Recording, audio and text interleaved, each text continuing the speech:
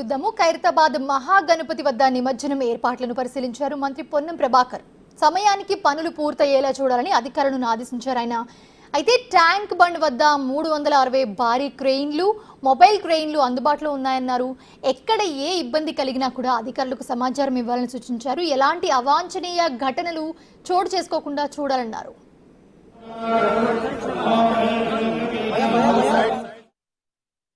శాంతి భద్రతలతోటి భక్తి చర్యలతోటి భక్తి శ్రద్ధలతోటి పూజా కార్యక్రమాలు నిర్వహించుకునే విధంగా అన్ని రకాల సౌకర్యాలు కలిగించినాం. ప్రభుత్వమే కాక మండప నిర్వాహకులు కూడా ఈ కార్యక్రమం విజయవంతం కావడానికి అన్ని రకాలుగా సహకరించినారు. రేపు నిమజ్జన ఘట్టం ఉంది. ఈ నిమజ్జన ఘట్టంలో కూడా తప్పకుండా విజయవంతంగా శాంతియుతంగా భక్తి శ్రద్ధలతో జరుపుకుంటారని ఆకాంక్షిస్తూ ఏదైనా ఇబ్బందులుంటే ప్రభుత్వం తరఫున అన్ని రకాలుగా సహకారం అందించడానికి సిద్ధంగా ఉన్నాం.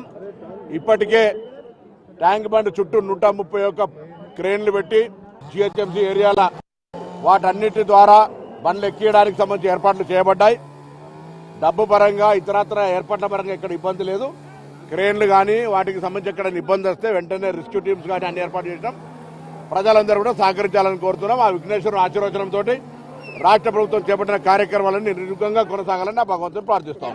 సోమవారం కాబట్టి కలశాన్ని అందరూ కూడా కలశాన్ని ఈ రోజే కదిలిస్తా ఉన్నారని చెప్తా ఉన్నారు. రేపు ఉదయం నుంచే దీని యొక్క యాత్రలు ప్రారంభమవుతాయి. ఎందుకంటే ఎల్లుండి పరిదినం కాబట్టి రేపు వీలైనంత వరకు పూర్తి కావాలనే ఆలోచనతోటి మండపాల నిర్వాహకులు కూడా సహకరిస్తున్నారు. వారందరూ కూడా రేపు ఒక్కరోజు భక్తి శ్రద్ధలతో ఆనందంగా తొందరగా నిమజ్జనం పూర్తి చేయమని చెప్పి ప్రభుత్వం తరఫున విజ్ఞప్తి చేస్తా ఉన్నాం.